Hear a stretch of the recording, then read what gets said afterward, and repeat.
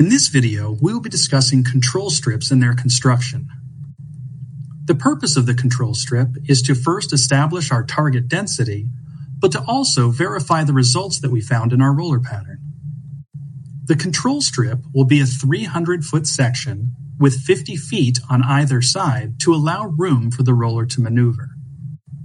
The roller will then make the number of passes determined by the roller pattern, which in our case was 10 vibratory passes.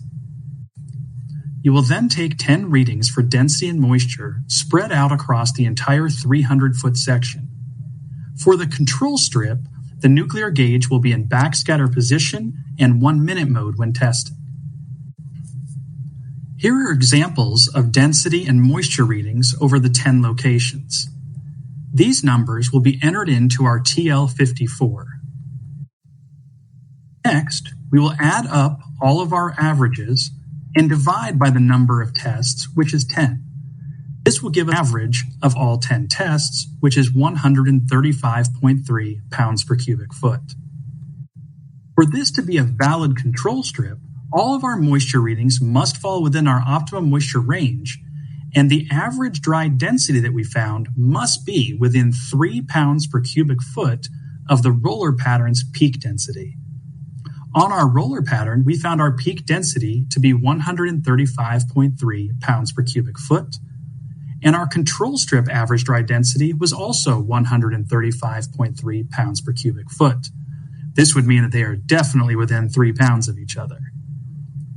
Lastly, a direct transmission test should be run on aggregate and the density results compared to the theoretical maximum density, or VTM1.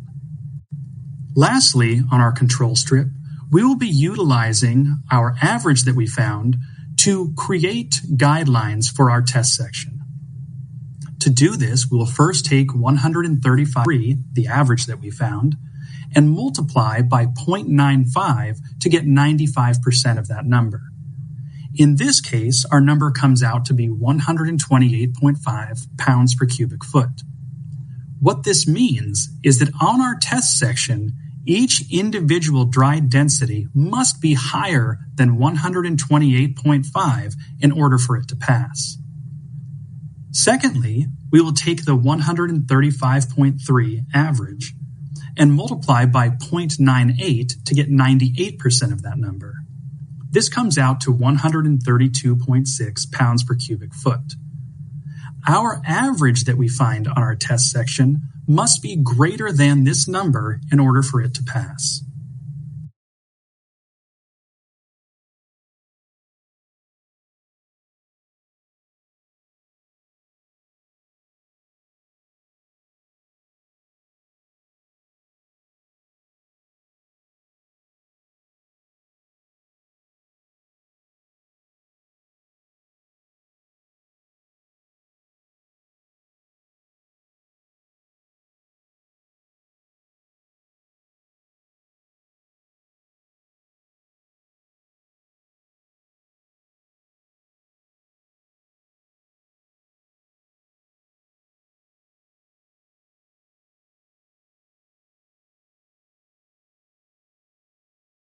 A test section should be 1/2